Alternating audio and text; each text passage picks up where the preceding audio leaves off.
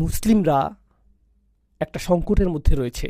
আর এই গত ১ বছরে এটা বেশ স্পষ্টভাবেই প্রমাণিত হয়েছে যে যদিও আমাদের সংখ্যা পৃথিবীর মোট জনসংখ্যার ২০%-এরও বেশি, গণহত্যা বন্ধের জন্য আমাদের সকলের সম্মিলিত কান্না এবং চিৎকার বাস্তবিক অর্থে কিছুই করেনি। বাস্তবিক অর্থে এটা কিছুই করেনি। আর আমরা সকলেই জানি যে যা ঘটছে তার জন্য অমুসলিমরা যখন উদ্বিগ্ন হয়ে পড়েছে, তখনই এটা গুরুত্বপূর্ণ বিষয়ে পরিণত হয়েছে।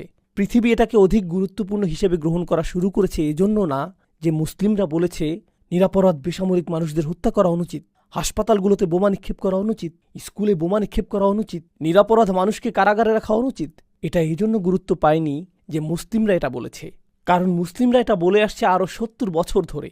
বরং এটা এজন্য ঘটেছে কোনো এক শ্বেতাঙ্গ তরুণী টিকটকে কান্নাজড়িত কণ্ঠে বলেছে, আমি বিশ্বাস করতে পারছি না কি ঘটে যাচ্ছে। কয়েক মিলিয়ন মানুষ এটা দেখল, আর এখন এটা গুরুত্বপূর্ণ বিষয়ে পরিণত হয়ে গেল। এখন পৃথিবী বলছে যে হ্যাঁ, এটা আসলে একটা সংকট। জানেন এটা কি প্রমাণ করছে? এটা প্রমাণ করছে যে আমরা যত উচ্চস্বরেই চিৎকার করি না কেন, কেউই তা শুনছে না, কেউই গুরুত্ব দিচ্ছে না। জানেন কখন মানুষ গুরুত্ব দেয় না? যখন আপনার কোনো ক্ষমতা থাকে না, তখনই মানুষ গুরুত্ব দেয় না। যখন আপনার কাছে ক্ষমতা থাকে, তখন আপনি একটা কথা বলেন আর গোটা পৃথিবীতে কম্পন শুরু হয়। যখন আপনার ক্ষমতা না থাকে, যত জোরে সম্ভব আপনি চিৎকার করতে পারেন, কিন্তু এতে কোনো পরিবর্তন আসে না। এতে কোনো পরিবর্তন আসে না।